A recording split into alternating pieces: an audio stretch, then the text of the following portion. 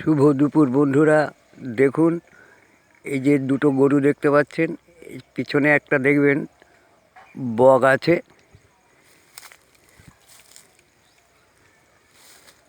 এই বকটা গরুর গায়ে একরকম পোকা হয়, আঁটুল বলা হয়, সেই আঁটুলটাই খাচ্ছে।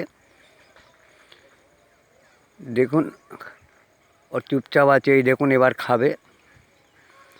আস্তে আস্তে যাবে ওর কাছে, গিয়ে সুন্দরভাবে ওর গায়ে থেকে এগুলো খাবে, আর পোকাগুলো খাবে, আঁটুল পোকা। ওই দেখুন যাচ্ছে বন্ধুরা।